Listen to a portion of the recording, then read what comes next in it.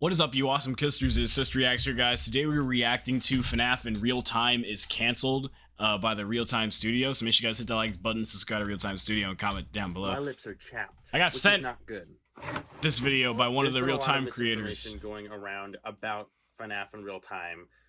So I thought I would give it a little bit of a match of my own misinformation to sort of play by their own rules and their own game, you know, by saying that FNAF in Real Time is not actually canceled. If you've noticed, well, yeah, I'm of not course. in my regular self-insert cosplay, which means I've left FNAF in Real Time, the whole game. And that's a really big deal, but I want you to know that that doesn't mean that the game is over and it's going to stop or shut down completely. There's a lot more to it than just me. I've been working on FNAF in Real Time since forever. At the start of August, directly on the FNAF anniversary date, I hung out with my friend over and we played Five Nights at Freddy's. And I thought to myself how no one has still, out of all of the 9 years of Five Nights at Freddy's, I still haven't seen anyone make an actual game properly with super accurate animations to FNAF. But if you've been following us, I always knew it was impossible to make something like that on ClickTeam because it's such an old software and there's nothing you can do about it and no one's figured it out since these 9 years, so it can't be possible, right? We turned that around and figured out that that wasn't entirely true. So after getting all I use ClickTeam? I didn't even know all that. And that FNAF is big, is bad, I wanted to think, is it actually possible?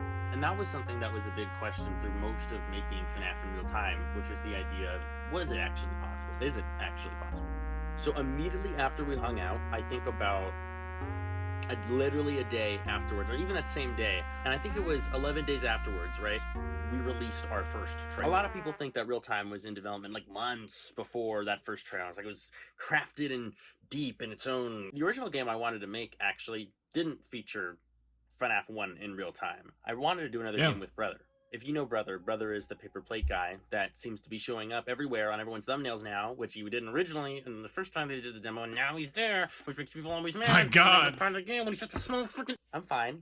I'm not mad. Bro, I was irritated. I've never been mad a single time in my entire life. And that's where I originally wanted to start. The first big question that had to do with everything about FNAF in Real Time, which is it possible? Now, I want to make it clear. Through the entire development of FNAF in Real Time, is it possible was a question that would sometimes be asked too many times. Like, is it possible to release 2 songs instead of 1 song, or no songs, when you're making a game in development? Sure. Maybe shouldn't have. Was it possible to collaborate with small businesses to do some sort of fun thingy? Maybe. Doesn't mean it should have happened, but it did answer questions like, what is the biggest, most popular fan game of this year? I didn't think the answer would be a game that I made, but it was something that happened, and it's a little stressful, which is why I left. And it also came with a lot of expectations, which is also why I left. When you think of a game like FNAF in Real Time, the overall concept is not very crazy.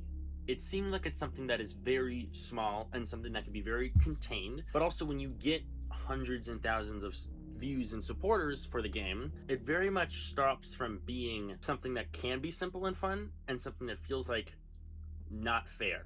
There's some sort of expectation or feeling in the community that our hype means that we needed to almost like earn it. I didn't expect that, and that's not something I was used to. Navigating through the community, I had to learn a lot of rules and laws that I didn't realize were existent in the community on its own. If you just heard Sparky right there, I'm pissed as hell. Yeah. What?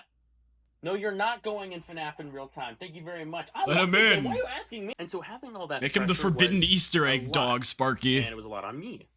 It was also a lot on people who we worked with and who worked on the game. Something that I never want to stress inappropriately or incorrectly address is how much harassment we did get on the game. A lot of people seem to think that the harassment that we got stemmed from things like criticism or borderline advice, where it was as simple as just, hey man, I think this was kind of lame and I wish you could do something better with this. And that all actually helped us. There's a lot of things in the game, especially with our first demo, that we realized were such big issues that we needed to go back, revamp, completely change, and ended up delaying our game like multiple times. Is it possible to delay a game 3 times and the last one's indefinitely? Unfortunately, yes. It's a good nope. That's not. Don't learn that lesson from me. Don't. But what we did receive, not just besides that, but also with that, and from big people in the community who have big followings, was completely demeaning and belittling the work that was made by a lot of free people, you know, That sucks. that just did things for free, by a bunch of volunteer people who loved FNAF and put in their own creative vision into the game. A sort of thing that felt weird is it almost felt like expectations with our own game wasn't as simple as just, oh, we're going to do this for fun and we want to do this for fans. It almost turned into, we need to do this for you. For you is a big difference than for us. It's a big difference than a fan game. For you is someone where you are promised to make a game and then spend all your time to make it, advertising it and wanting people to play that game under the idea of you should pay or invest or something else with that game. And the truth is, you can still do that while you're making a fan game. I think you definitely can. Big games like Blood and Gears or like Fan Game Direct. Man, it really is a damn shame, like, hearing all the...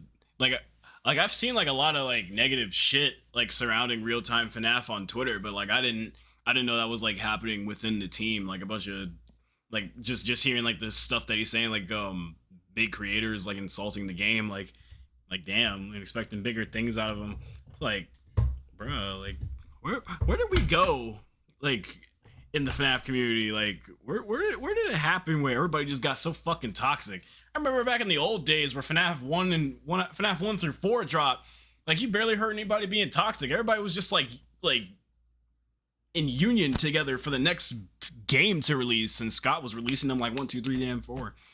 Like, nowadays, like, a book comes out and then you hear people complaining about it on Twitter, like, for 15 minutes fucking straight. Like, can we go back to the days where we all just like unilaterally, is that the damn word?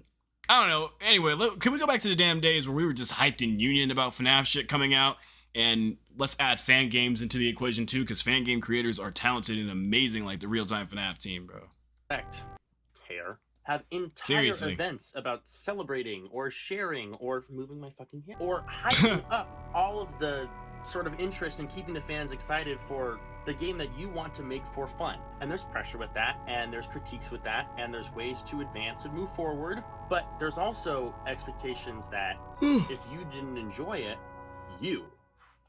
then something had to change. And that's where the difference comes from making a fan game and making something for the people. As a fan, you make it because you're a fan of something. The truth is, Fan Game Direct is a fan of getting people excited.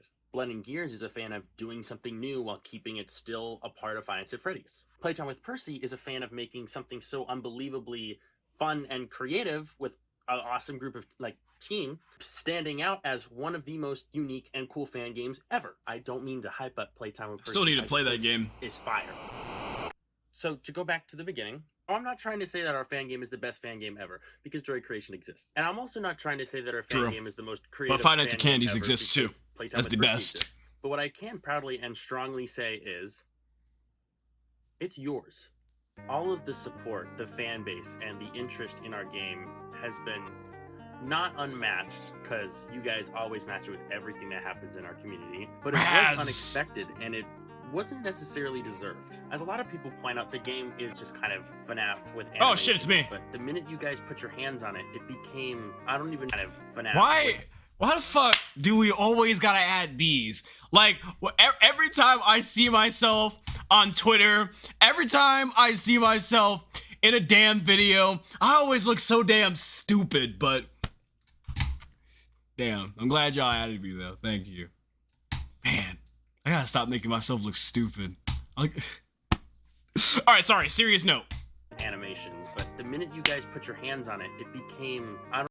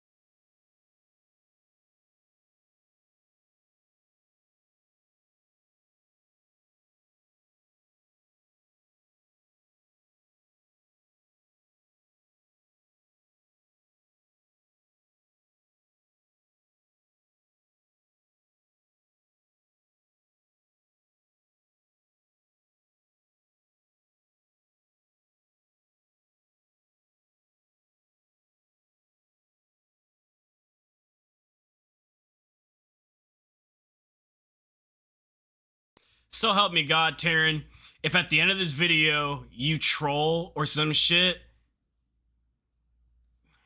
Still excited to do whatever I want to with this, hopefully, but it has to be something that actually will be enjoyable.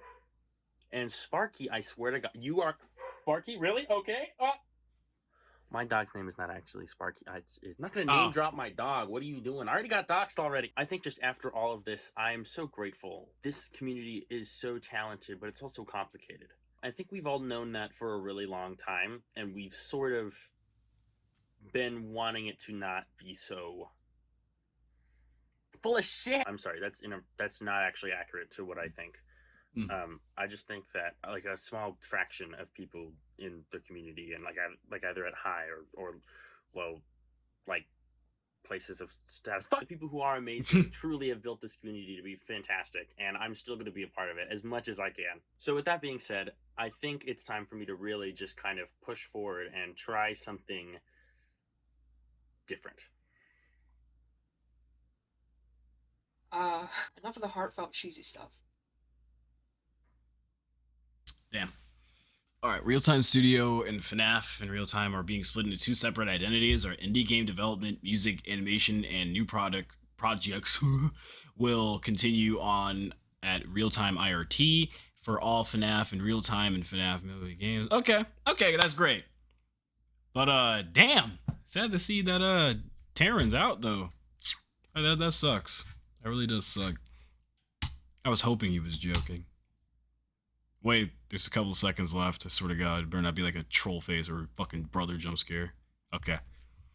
Well, I'm glad to know the game's still going strong, and like, man, it's really sad to see him go though after all that bad shit that happened to him. But yeah, I hope we can be better as a community from now on. You know, like drive out all that toxic shit and just stop being toxic in general, man. Anyway, I'll see you guys later. Peace.